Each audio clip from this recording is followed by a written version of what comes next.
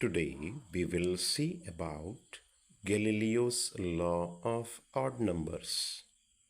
So what it says, you can see here, that is, according to the law, the distance traversed by an object falling from rest in equal intervals of time are in the ratio 1 is to 3 is to 5 is to 7 is to 9.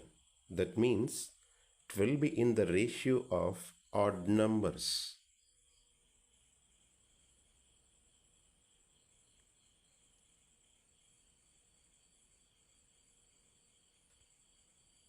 Yes, now what we'll do is we will try to prove it. So in order to prove it, what we need is we have to consider a particle is falling from rest. Okay, then the initial velocity will be v naught, that is equal to 0. It travels along y direction, so displacement x equal to minus y. Take time interval as t, capital T. Okay, the distance covered by the particle in equal intervals of time can be obtained using the equation x equal to v naught t plus half at square. It can be shown as follows. So what we'll do is we'll consider the particle falling from certain height along y direction, and we'll take x, the displacement, as minus y and time interval as t, and we'll use the equation of motion x equal to v naught t plus half at square.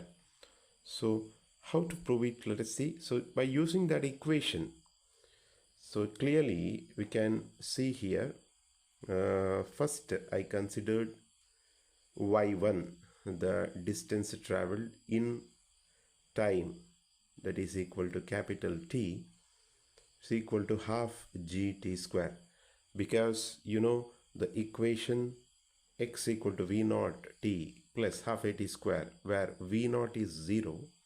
So the first term on the right hand side vanishes. What is remaining is half at square, where a is acceleration.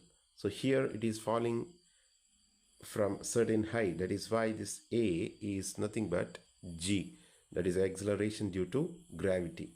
So here you know what is the situation is a equal to g, or in the sense as it is falling from certain height downwards, I'll take it as minus g.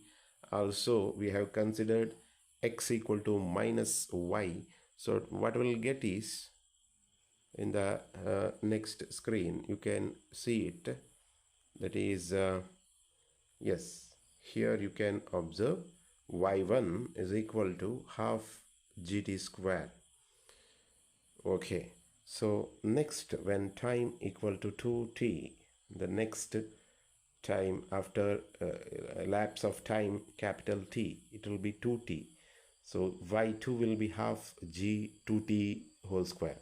That's equal to half 4 times half gt square. We can write it as 4 times half gt square.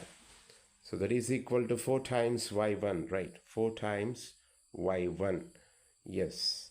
Similarly, continuing by substituting t equal to 3t, I'll get it as 9y1. And when I substitute it as 4t, I'll get it as 16y1. Suppose if I take the differences between these two answers, y1 and y2, what I'll get is 4y1 minus y1, that is 3y1. And if I take the difference between y3 and y2, that is 9y1 minus 4y1, that will be 5y1. And if I take the difference between y4 and y3, I'll get it as 16y1 minus 9y1, that is 7y1. So if I take the ratio, that will be 1y1 is to 3y1 is to 5y1 is to 7y1.